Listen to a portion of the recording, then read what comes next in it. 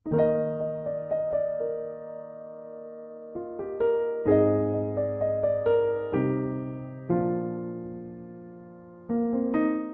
ay patuloy po sa ating pong pag-aaral ng Psalm 119. Ang ating pong pag-aaral po ngayon ay pinamagatang The Way of Hope. So, ano ba ang pag-asa? Yun yung nagsasabi sa atin ng panahon kung mainit o ano, hindi. So, pag-asa, may mga nagsasabi na yung pag-asa para daw pinapaasa. Yan. So, pero ano bang inaasahan natin? Saan ba tayo umaasa? No, saan ka umaasa? No. Oo, yes. So, siguro yung tanong kung saan tayo aasa, saan tayo kukuha ng mga certain na mga bagay, ay yan yung isa sa mga tanong na lagi nating binubuno almost every day. Katulad kahapon. Nung nag-update si Ate Misha, hala, saan tayo kukuha? Ano mga ganito, di ba? Pero, again and again, laging pinapakita po sa atin po ng Panginoon that He is enough, that He is sufficient, na yung ating po mga pangangailangan is patuloy po na tutugunan po ng ating pong Panginoon. As long as ito po ay ayon po sa Kanya pong kalooban. So, paano natin sasagutin ang tanong na ito? So, as we move on sa 7th stanza, na pinamagatang Zain. Okay, so, hindi ito yung yung artista, di ba? Si Zayn Malik. Hindi siya yun. So, Zain. It's the 7th letter of the Hebrew alphabet. And ang kanya pong pictograph, yung pagsasalarawan is a sword. Now, hindi ko ma-imagine to na itong isurang ito na mukha siyang sword. Pero yung pagkakasulat po nung Zain sa mukha naman siyang sword, di ba? So, mukha siyang tabak. Ang value or gematria ng Zain is 67, which is the same as Bina, the word Bina, which is understanding. And pinoint out sa atin ni Kuya Choi last time, di ba? 6 means completion, or 6 means, completion, pagkakakumpleto ng isang bagay. And then 7 denotes perfection. Okay, so nakumpleto siya, tapos ginawang perfect. Wala nang pagkukulang.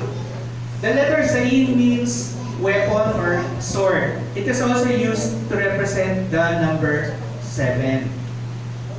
And interestingly, yung letra na Hebrew na Zain ay ito yung nagsisimula sa simulang letter ng words for time, Ziman, for remember, Zacher, and remembrance, Zikaron. So lahat ito nagsisimula sa letrang Zain. Zain represents sword and time. So ginagamit yung Zain para hatiin, to divide. And usually, sa mga Hebrews, they divide time in units of sevens. For example, Shabbat, di ba? The 7th day of the week. Yung Sabado, na alam natin. Then we also celebrate Shavuot, okay? Which is the 49th day after Passover. The week of weeks. Shemitah is the 7th year of rest, yung Jubilee na tinatawag. So, ito yung sinasabi natin na kunyari, pag yung mga church workers, di ba? Na every 7th year sila ay pwede magpahinga. Yun yung sabbatical na tinatawag. Tapos, yung ika-7th na sabbatical, Yovel, which is the 49th year, the week of weeks of years. So, pinag-aralan na natin before kung ano yung significance na yan ng Jubilee, ng Yovel.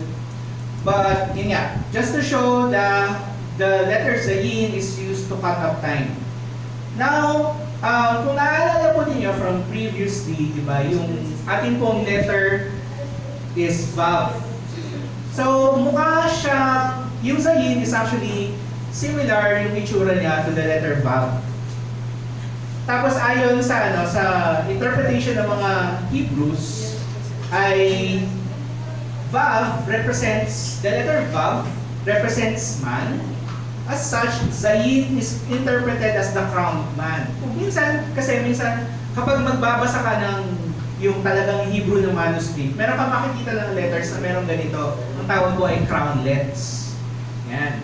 So, Zayin, similar, itsura niya, similar sa Vav. Tapos meron siyang corona. So, therefore, Zayin is the crowned man. And then, Zayin is a sword. So, para siyang king na meron siyang hawak na sword. Sword, di ba? So, ganun yung, ano niya, yung significance ng letter na Zayin. Tignan mo natin. Ito yung lagi pinapakita ko sa atin. Pero dito, sinama ko po yung yung last 3 verses ng Vav, which is verses 46 to 48, and the first 4 na verses po ng ating pong passage po ngayon. At makikita po ninyo yung simula, di ba? This is the letter Vav, Vav, Vav. Tapos bigla naging Zayin, Zayin, Zayin, Zayin. So, hindi siya yung original na manuscript ng Psalm 119. Hindi siya itong stanza na ito, we now come to the stanza Vav. We now come to the stanza Zayin. Hindi. Nilagyan na lang po siya dito sa ating pong English na Bible para makita natin yung distinction between every 8 verses. Between every 8 verses ay babago po yung ano. Ano ba yung mga Vav? May mga Zayin na yan. These are actually the letters of the Hebrew alphabet. Okay. So, ang ating pong tanong para po sa pag-aaral po natin this morning is, ano ba ang hope? Paano natin tatahakin ang buhay ng may pag-asa? Kasi kapag ang normal na Kristiyano, kapag tinanong mo siya, ano ba ang hope? Kapatid, ano ba ang hope? Sabihin niya, yun yung binibili ko sa tindahan. Hindi yun, di ba? Kristiyano ka ba talaga? Yung hope, di ba? Usually kapag tinanong mo normal na Kristiyano, sabihin niya, si Jesus yan. Jesus, di ba? Pero naiintindihan ba natin kung ano yung hope? Ano ba talaga ang ibig sabihin ng hope? Bakit ito nga yung tanong, bakit maraming mga Kristiyano naniniwala kay Kristo, pero pag nabubuhay sila, parang wala silang pag-asa? Di ba? Bakit bihira tayo makakita ng Kristiyano na yung genuine talaga yung saya, yung nabuhumapaw, no, hindi mo mahahalata may problema. Kasi dalawa lang yun eh. It's either Kristiyano siya or baliw siya. Di ba? Baka siya tumatawa mag-isa, di ba? Bakit maraming mga Kristiyano ang bumuhay na tila ba yung pag-asa nila nandito lang sa mundong ito? O kaya, feeling nila wala silang pag-asa sa buhay nito. So, tingnan natin kung ano ba ang ibig sabihin ng the way of hope. Ano ba ang ibig sabihin ng buhay ng may pag-asa ayon sa Psalm 119. Ang unang katotohanan po na makikita po natin dito is that the way of hope is learning to trust and wait on God's promises. Kung gusto po natin ng buhay ng may pag-asa, kailangan po natin matuto na magtiwala at maghintay sa mga pangako po ng Diyos. Madalas kasi sa konteksto po natin, we equate hope with yun lang, sana all. Di ba? Ano lang natin ang definition natin sa, may pag-asa pa ba? Sana all. Di ba? Laging ganun yung natin. Pero, nakalimutan ko dito kung anong pelikula to. Pero meron isang pelikula na sinabi, yung hope, para daw isang droga. Paasahin ka ng paasahin hanggang sa mahay ka, tapos bigla na lang mawawala. Diba? Bigla ka na lang pababagsakin. Iiwan ka sa ere. But I believe, personally, ang conviction ko po that hope is more than that. Hope is more than a feeling. Hope is more than yung kasi di ba pag nanliligaw, di ba? May pag-asa ba? O kaya pag yung pupunta ng mag-a-apply ng school, mag-a-apply ng trabaho, may pag-asa pa? Meron! Tapos biglang tatawag ka, thank you for applying. Diba? We ina-equate natin ang hope as waiting. And we do not like waiting. Diba? Kaya yung buhay natin ngayon lahat instant. Diba? Instant noodles. Gugutom ka? Instant noodles. Diba? Kailangan mo ng load, instant load. Kailangan mo ng trabaho, instant work. Di ba? Lahat ng gusto natin ngayon, instant. Ayun nga di ba?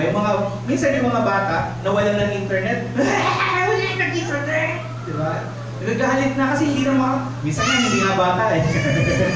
Nagagalit, oo. Bakit mo lang internet yung C-drama ko, di ba? Yan. We like to think na ang waiting is bad. But waiting is not necessarily bad. And in the biblical context, waiting is not passive. Waiting is not yung parang nag-aantay ka ng shuttle na dumating. Tapos yung uubusin yung oras mo, pupunta ka lang ng hub, galing ka sa zone 2, zone 3, di ba? Zone 3, zone 4. Tapos ang tagal ang tagal ng shuttle, di ba? Naubos na yung buong araw mo. Kakaantay ng shuttle, di ba? But biblical waiting is not passive.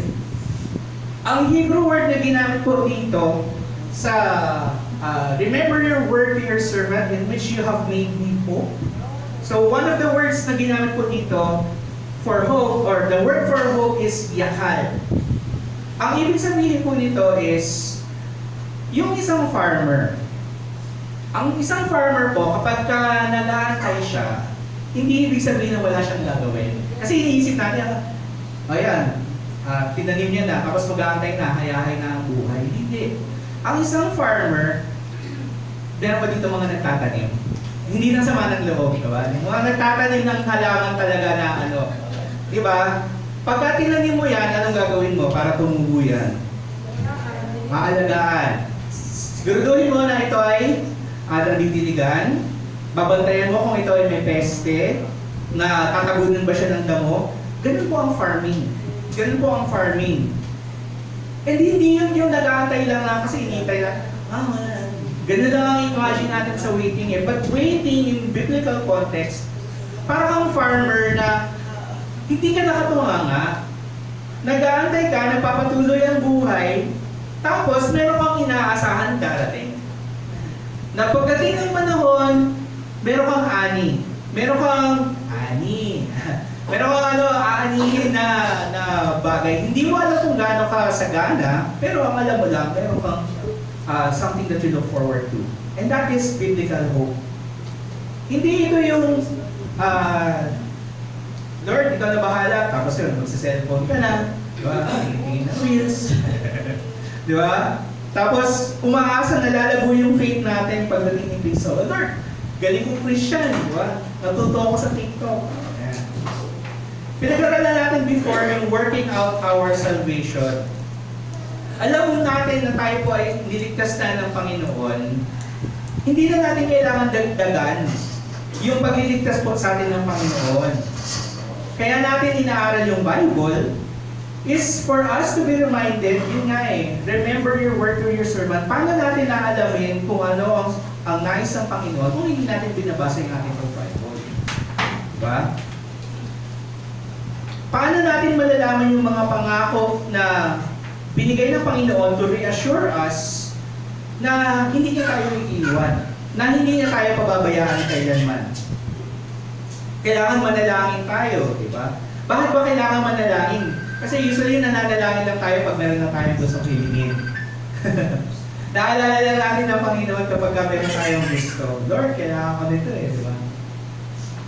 Di ba nga, yung mga magulang na natin, gusto natin na kinakausap natin yung mga anak natin, gusto natin na kinakausap tayo. Ayaw natin na yung mga anak natin lalapit lang, kailangan ko ng ganito pang project. Di ba? Ayaw natin ng ganun lang. Gusto natin na yung mga anak natin lumalapit sa atin to share their life with us. It does not mean na nais ng Panginoon na tayo ay kumausap sa Kanya dahil ang Panginoon ay hindi siya makakompleto. Hindi po. Nais yun ng Panginoon na tayo lumapit sa Kanya because actually it is for our own good. Para tayo ay ma-reassure na ay ang buti-buti ng Panginoon. Ang tapat-tapat niya sa atin. Diba? So kailangan po natin balikan ang Biblia, kailangan po natin balikan yung pananalangin, kailangan po natin isaalang-alang, it's a buhay po ang mga pangako ng Panginoon sa bawat araw. Kung gusto nating malaman ang tunay na pag-asa mula sa mga pangako ng Diyos sa kanyang salita. The Bible, or the New Testament, in the New Testament, the Bible is compared to a sword. Zayin. Diba? The Bible is compared to a sword, ayon kay Apostle Paul.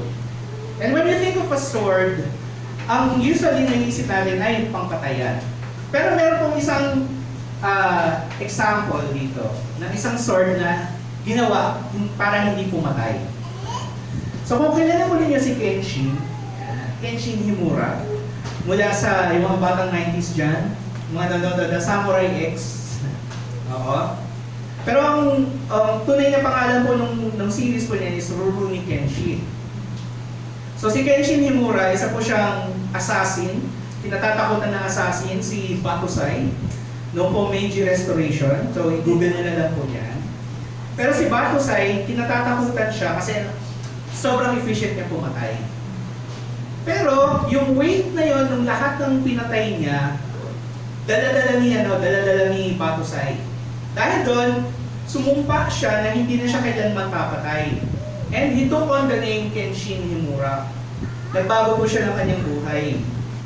At yan po yung kanyang naging trademark na kimono, yung kulay pink. Tapos yung kanyang sword, usually po ang isang katana, nandito po sa harap yung talim. Kasi yun yung pang-slash mo eh. Pero yun sa kanya, nandito sa likod. So, kung gusto niya pumatay, kailangan mong balik pa rin yung sword. Okay? Pero sabi ni Kenshin, kapag ka pumatay ka, nagkakaroon ng resentment, nagkakaroon ng galit, nagtatanim ka ng galit. Yung galit na yun, perpetuate ng isang cycle ng pagpatay. Diba? To sever that vicious cycle, that is the purpose of this sword that cannot kill. Nagpagawa siya ng isang espada na hindi makakapatay, pero ito ay gagamitin niya para protektahan yung mga taong importante sa kanya. So, kung gusto po natin malaman ang mga pangako ng Panginoon, kailangan po nating aralin po yung Bible book natin. Alamin natin, isa puso ang mga pangako ng Diyos sa kanyang salita, kasi ito po yung ating pong tunay po na pag-asa. Sabi po dito, "This is my comfort in my affliction. Your promise gives me life." Psalm 119 verse 15. At binanggit ko nga po kanina, sinabi ni Paul sa letter to the Ephesians, diba? "Take the helmet of salvation and the sword of the Spirit, which is the Word of God." Kaya importante sa atin bilang mga Kristyano, alamin po natin yung salita po ng Diyos. And in the same way na kung hindi mo alam kung paano gamitan ng isang espada, pwede mo madamay yung mga kasama mo eh. Gano'n ka, tapos patingin mo, kasama mo, wala na yung ulo, di ba? Kasi pwede tayong makasakit when we do not know how to use the Word of God. Pwede nating ikapahamak, pwede mapahamak ang ibang mga tao. Kaya kailangan po nating alamin kung ano yung ibig sabihin, alamin natin kung ano yung konteksto, alamin natin kung paano ito nag-a-apply po sa atin po mga buhay. Now let me bring your attention dito po to the word promise. Promise in Hebrew is imra. And kasi usually sa atin kapag promise, mga ganun lang, yung anak natin, di ba? Pag yan, nagwawala yung anak natin. Nagwawala yung anak natin. O sige, promise, pupunta tayo sa JOLLIBTE mamaya. Promise? Oo. Tahan na. Tapos mamaya makalimutan na yung promise. Di ba? Tapos kaya pag sinisingil tayo ng mga anak natin, kala ko pupunta tayo sa ganito. Hindi, next time na lang, anak. Di ba? Sa atin kasi, we believe that promises are made to be broken. Pero in the Bible, in biblical context, the word promise, imra, means that promises are not just words, they are expressions of character. So kapag ikaw ay nagbigay, bitaw ng salita, it is an extension of your character. Kapag sinabi mo, babayaran ko sa ganitong araw, you are expected to pay that. Kasi yun yung character mo. Kapag hindi mo na-meet yung deadline na yun, it says something about your character.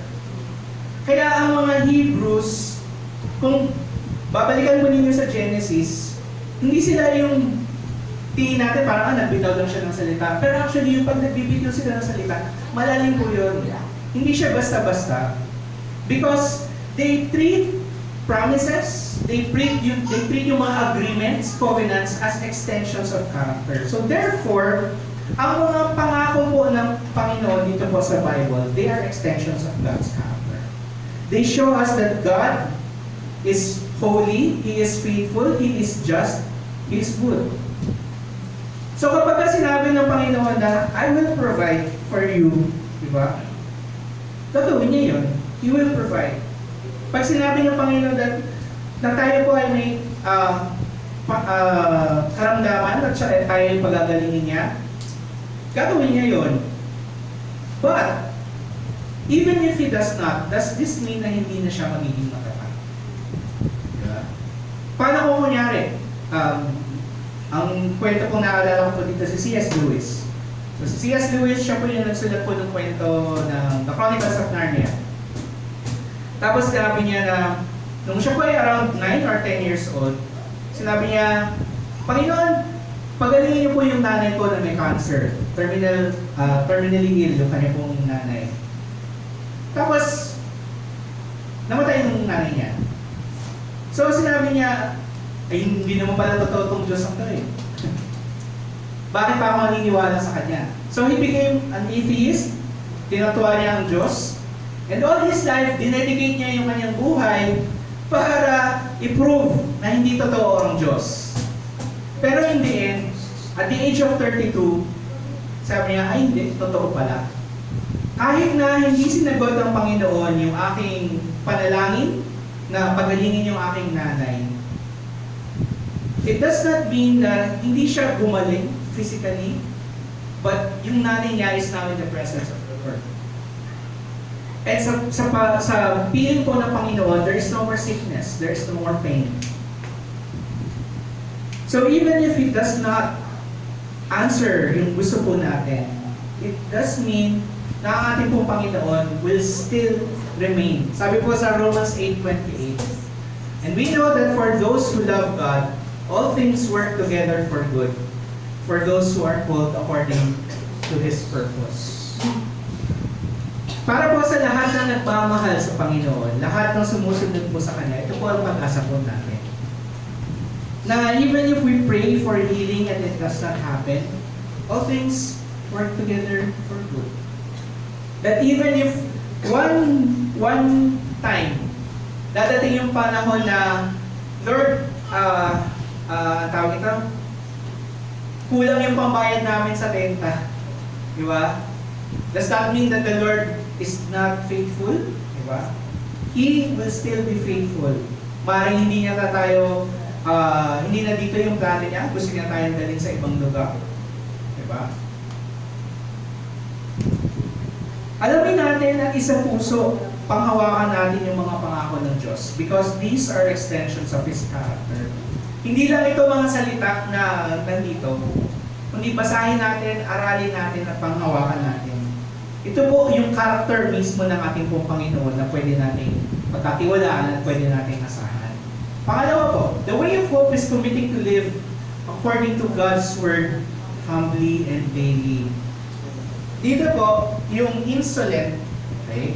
Hindi ito yung pagka-diabetes. Mataas ang insolent niya. Hindi yan yun.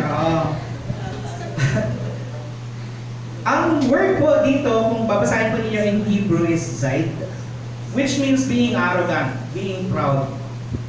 In the biblical context, yung proud dito, hindi lang ito nakakatawa yung mga ano ba yan, yung feed ko, puro graduation. Yung di mo magbukas mo ng feed mo yan para maririnig ko,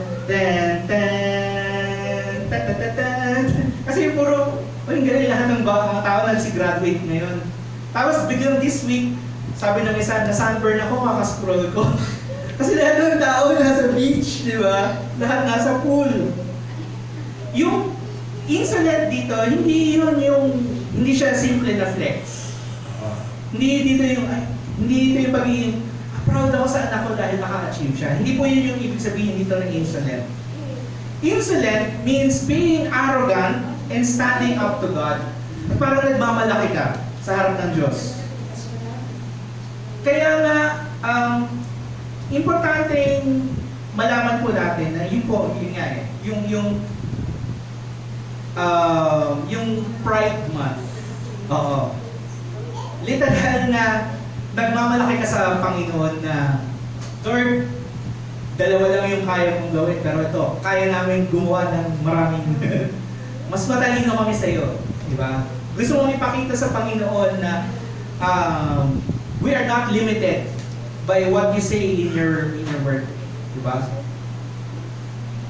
And sa kultura po ng Biblical Israel, ito yung pagiging mapagkumbaba, binibigyan ng mataas na value. Galing, di ba? Magpapakumbaba ka, pero binibigyan ka ng pagpapahalaga.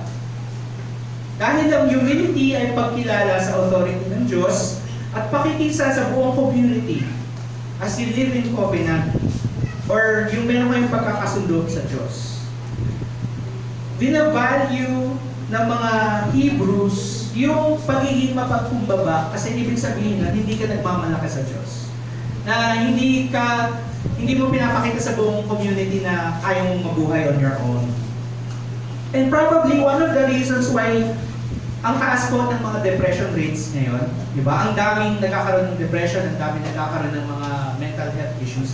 It's because we have put so much confidence in ourselves. Di ba? Yung sa nakaraang mga taon, ang emphasis is I believe the children are the future, teach them and let them lead the way, di ba? I believe I decided long ago never to walk with Edu Manzano, di ba? Inaano natin na, kailangan nasa sarili ko ang Walang masama na yung magkaroon tayo ng belief sa sarili. Pero pagka sobra, insolent na po ang ibig sabihin. Nagiging masyado na tayong insolent. Humanist.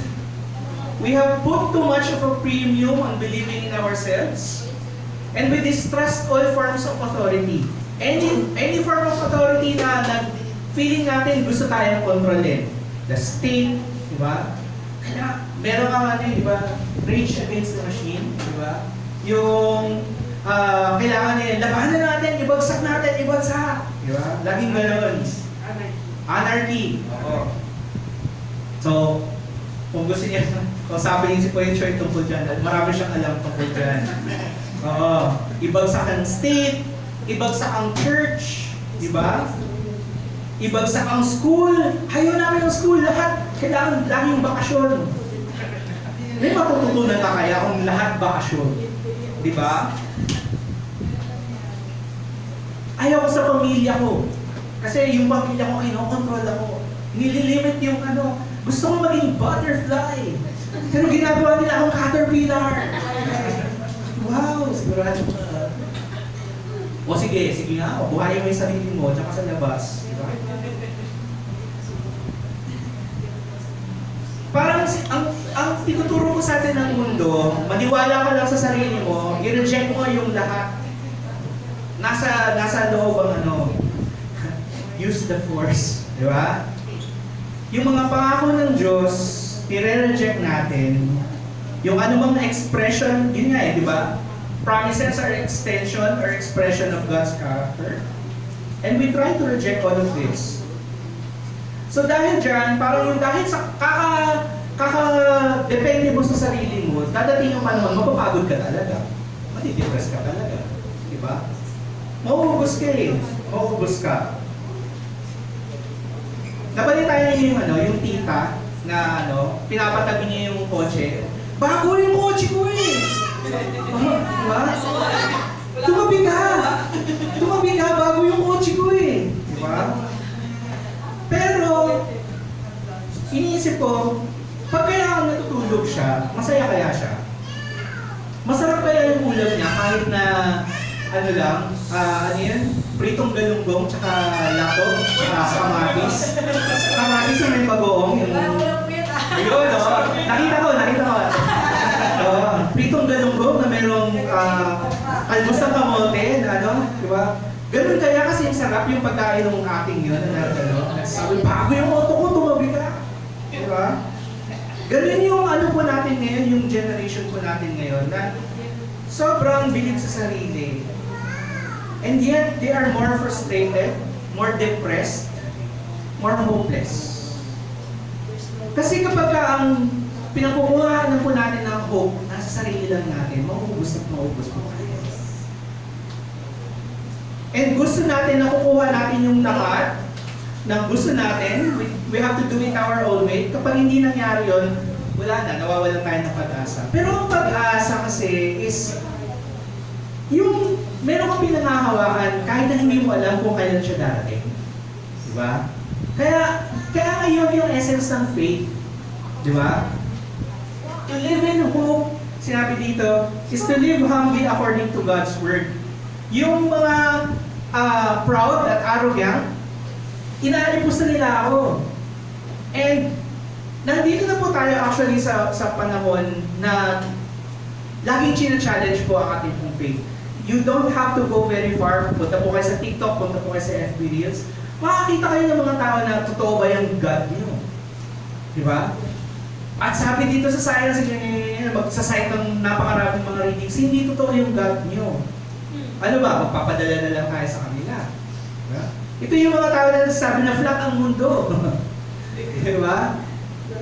Tapos pagtatawanan ka, hindi naman nakikita yung God mo so hindi siya totoo. Pero pag sinasabi nila na gano'n, hindi totoo ang Diyos natin. I do not turn away from your law. Ang alang salita pa rin po ng Diyos ang ating pong panghawakan at yun po ang ating pong magsisilbing pag-asa. Others may choose na magmayabang sa harap ng Diyos, pero tayo mga sumusunod kay Kristo, ang comfort natin always nasa Kanyang salita. When I think of your rules from of old, I take comfort, O Lord. So kung gusto po natin ng pag-asa, huwag tayo magmalaki sa harap ng Panginoon. Mamuhay po tayo in humility and according to God's law, according to His commands. So kailangan po natin ng pag-asa mula sa salita ng Diyos. Kasi kailangan po nating tandaan na sa panahon na ito, marami po ang tatalikod sa faith. The word na ginamit po dito, itong hot indignation. So medyo, sa ESV medyo ano ito para mag-gets natin na yung hot indignation, hindi ito yung kasi may nagsabi sa akin Kuya, pasensya na kasi hot ako ngayon diba? Hindi yan yun. Okay. Hindi yan yun. Yung hot indignation dito na sinasabi is yung kumukulo yung dugo mo. Bakit? Kumukulo yung dugo mo dahil meron kang galit, pero at the same time, merong lungkot. Yung wicked po dito, seizes me because of the wicked who forsake your law. Ang tinutukoy po dito, hindi ito yung mga tao lang sa labas na lantaran na kinakalaban ng Diyos. But ito yung mga dati mong kasama. Dati mong kasama sa church, dati mong kasama sa pananampalataya. The word na ginamit po dito is rasyal. At tinutukoy dito yung mga tumalikod sa utos ng Diyos. To forsake your law meaning, or azab, yung term na ginamit. Ito yung mga dati mong kasama sa faith, maaaring kasama mo sa church, tumalikod na sa pagkilala, pagsunod sa Diyos, kasi pinili nila na mas magtiwala sa kanilang sarili. Sa sarili nilang lakas, sa sarili nilang kaalaman. So yung word na ginamit, zalafa, dito, indignation, is kasi parang nangihinayang ka. Bakit? Bakit ka tumalikod? Ikaw ba nag-encourage sa akin? Bakit ayaw mo na? Bakit ngayon gusto mo nang sa kanila na lang? Bakit tumalikod ka na? Tapos sila pa yung mga nangunguna na nagre-rebelde ngayon sa Diyos. And this is a hard reality na kailangan po natin harapin. Hindi po lahat magpapatuloy sa pananampalataya. Pero just to be clear, hindi po ibig sabihin na kapag umalis ka dito sa church nito, hindi ka na magpapatuloy. Diba? Pero kung kunyari, mabalitaan ko na hindi ka na talaga nag-church, diba? Mas gusto mo na sundin na lang yung buhay mo, nakakalungkot po talaga yun. Diba? Kasi ibig sabihin, hindi na mahalaga sa iyo yung faith mo sa Panginoon. And when that happens, sometimes nawawalan po tayo ng pag-asa, aminin po natin or hindi. Iniisip natin na hindi na ako mag-church kasi hindi na nag-church si ganito. Diba? wala si ganyan, wala si ganito, di ba? And when that happens, sana po magpatuloy po tayo. Even if we don't see people dito po, sa ating pong, sa ating pong community, umalis na po sila, nagpunta po sila sa ibang, nagpunta po sila sa ibang community. Sana napunta lang sila sa ibang community, di ba? Pero huwag naman po sana sila tuloy na tumalikod sa pananampalataya. Pero ang sabi ko dito, na your statutes have been my songs in the house of my sojourning. Ang ating pong salita pa rin po ng Panginoon ang nagsisilbi pong ating pong comfort. Sabi din sa Isaiah chapter 40 verse 8, the grass withers and the flowers fade, but the word of our God stands forever. Kahit na maghunaw po ang buong mundo, ang ating pong Panginoon at ang kanyang mga pangako ay pwede pa rin po nating panghawakan. Kaya importante na yung mga inaawit natin, galing ko po kayo dito, your statutes have been my songs. Diba? Importante na yung inaawit natin is based on biblical truth. Kasi ito yung mga magsisilbing paalaala sa atin ng kabutihan at katapatan po ng Diyos. Nitong nakaraang linggo, so medyo maaga po ako nakapag-prepare ng aking pong sermon. So meron akong time na bisitahin yung ating pong YouTube channel kung saan po nakapost po yung lahat po ng ating pong mga recordings. So sa loob, almost 5 years na po tayo nagre-record ng mga sermons at nagpo-post po doon. And kung tatanungin ko kayo, ano yung paborito ninyong sermon na napanood mula sa ating YouTube channel? Malamang sa malamang, wala kayong may sasagot sa akin. Magtatampo na lang ako. Hindi. Hindi naman gano'n, di ba? Hindi naman gano'n. Pero, yung mga sermons from 5 years ago, even yung sermon ni Pastor Choi last week, malamang sa malamang hindi nyo makakalimutan. Hindi nyo maaalala yun. Pero yung inawit natin kanina, yung inawit natin 3 weeks ago, malamang dadalhin po ninyo yun. Kahit na yung lyrics ay eyo, eyo, eyo, ba? Diba? Ano ba ibig sabihin na eyo, eyo, eyo, diba? Wala kang katulad mo, Diyos. Diba?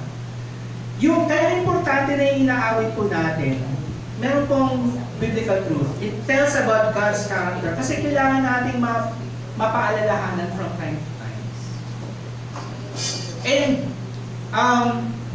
aaminin ko po sa inyo yung isang pagkakataon na talagang mainit yung ulo ko, nagda-drive. Tapos for some reason, kumakanta sa utak ko. Yung kinanta natin yun, kumanta ng tribes, tapos naalala ko yung boses ni Sadja. No? Di ba? Na kailangan ko kumalma. Kailangan hindi ko awayin yung mga kasama ko sa kalsada. Di ba? Kailangan yung mga inaawit natin reminds us about the goodness of God. Tungkol sa kabanalan niya, mercy niya, katapatan niya, para lagi po tayong ma-remind kung sino ang Diyos. Para mas lalo tayong magtiwala sa Kanya at umasa sa Kanyang kabutihan. Kasi kung gusto natin na manatili sa Panginoon, awitin natin. Diba? Awitin natin yung mga kantang naghahayag kung sino ang Diyos at yung kanyang mga promises. And again, promises are not just words. In the Bible, God's promises are extensions of His character. So, pangatlo po, the way of hope is committing to remember. Sabi po dito, I remember your name is the knife, O Lord, and keep your law. And sa original Hebrew, remember yung first word po dyan, and the word is zakar. Remembering is a constant action. Hindi yun yung basta na, maalaala mo ka. Hindi yun yung ganun, yung inaalala mo lang eh.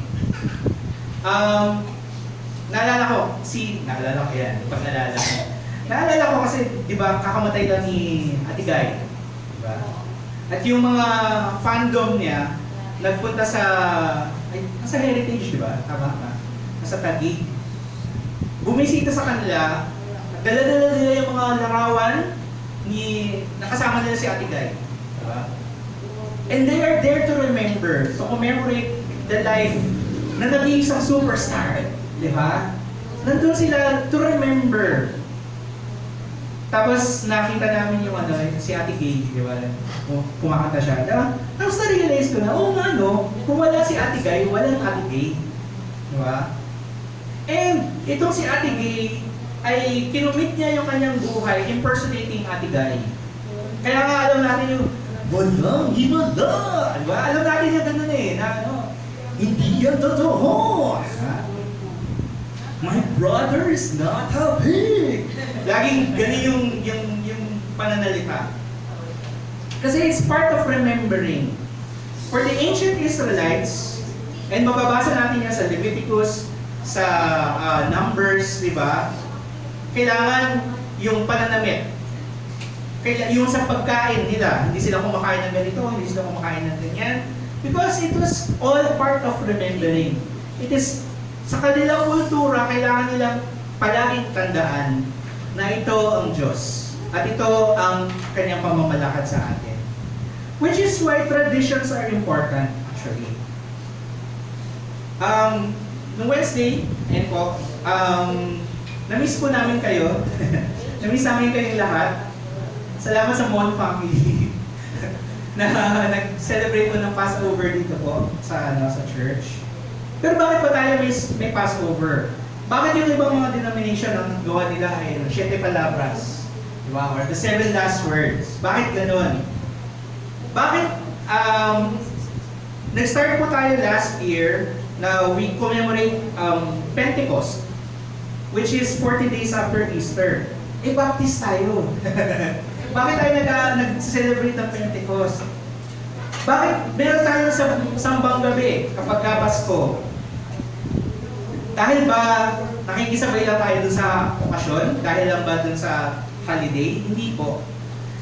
We are starting this, at kinakwento ko kay Archie kahapon, na yung Passover na tradition ko natin started actually during the pandemic, na on Monday, Thursday, tayo po ay sasama-sama virtually to remember yung pong sacrifice na ginawa po ng Panginoon po para po sa atin.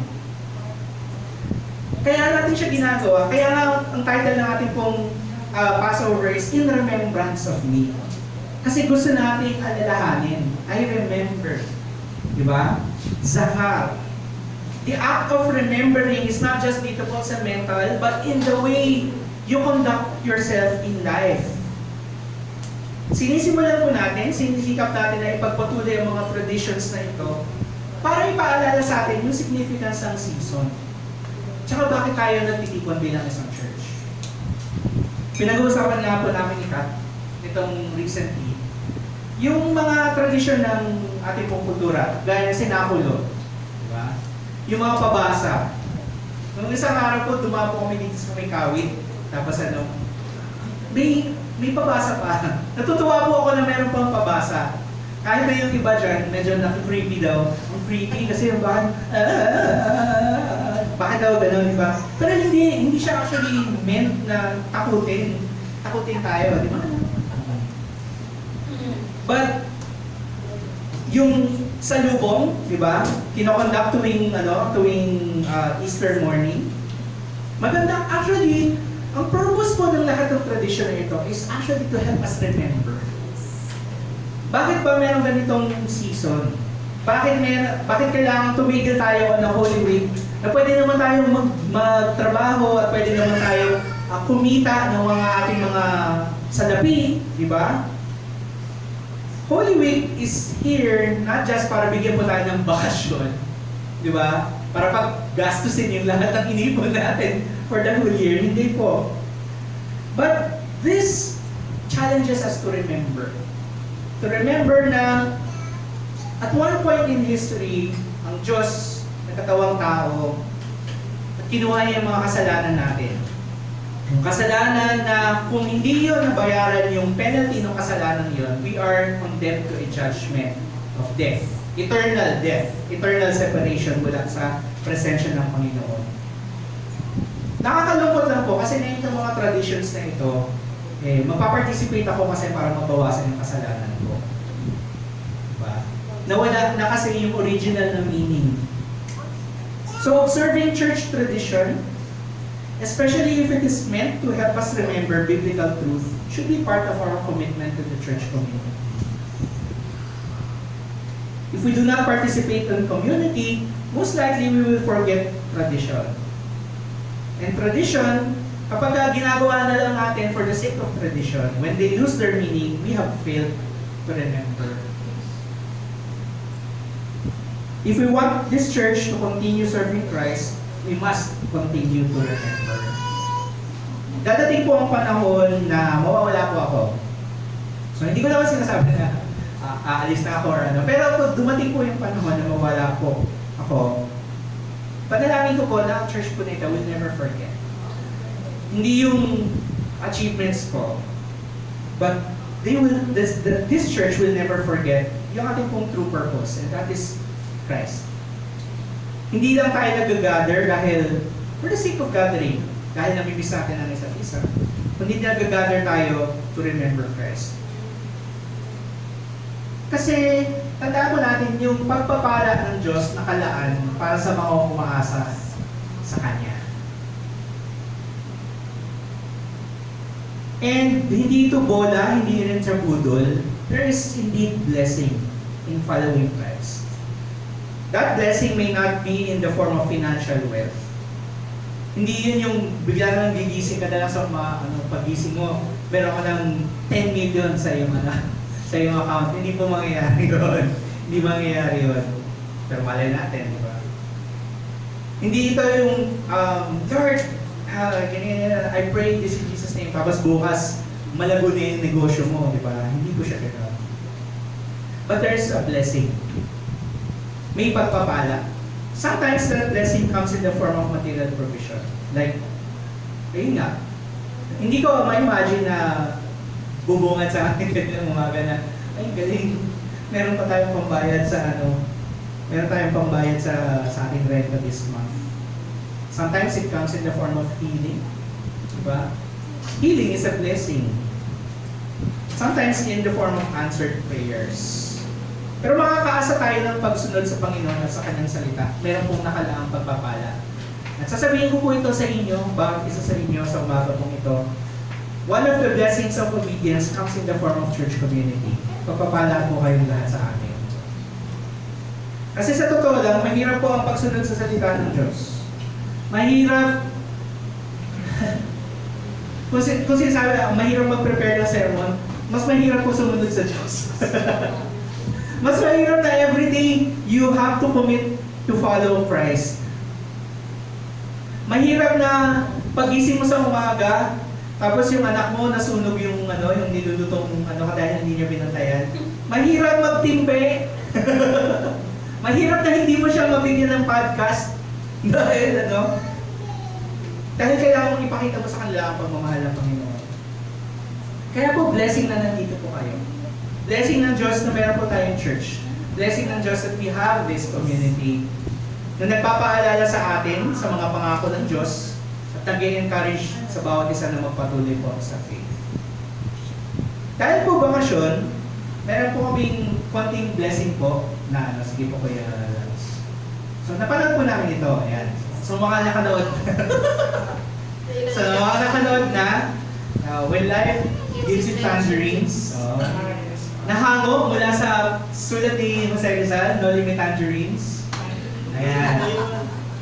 Ay ba yun po pala yun, So,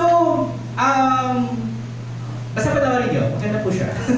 May konting iyak, may konting tawa, ganyan. Pero ito po yung nakuha kong lesson doon. Sabi doon, go together with others. If you do, 100 miles will feel like 10. It takes a village to raise a family. Ito po yung pinaka-lesson nung series. Na yung pamilya mo, na akala mo, kayo lang yung nag-i-struggle sa mundong ito. Pero yung buong village nandun para umalalay. Naubusan ka ng bigas. Last na sayang na to. Tapos pag-gising mo kinabukasan, nilaman pa, paano nangyari yun? Tunta ako dun sa exile na yun, di ba? Kasi gano'n na din nangyayari dito sa ating church.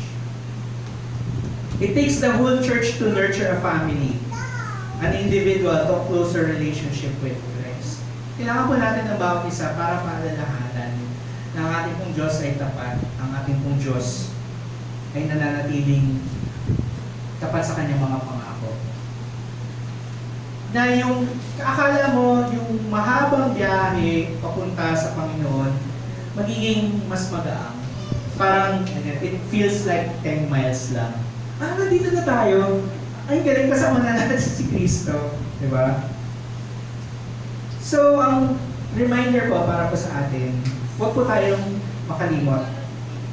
Huwag tayong makalimot na magtipon, to come together every Sunday.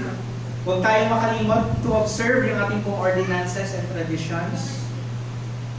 Kailangan po natin ng bawat isa para manatiling yung pag-asa at pagsunod ni Jesus Christ. And sometimes hindi ko po kayo kayang bantayan lahat. Pero ayun, know that we are praying for you.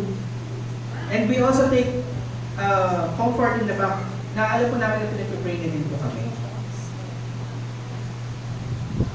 Salamat po sa Panginoon dahil sa bawat isa po sa inyo, sa buhay po ninyo.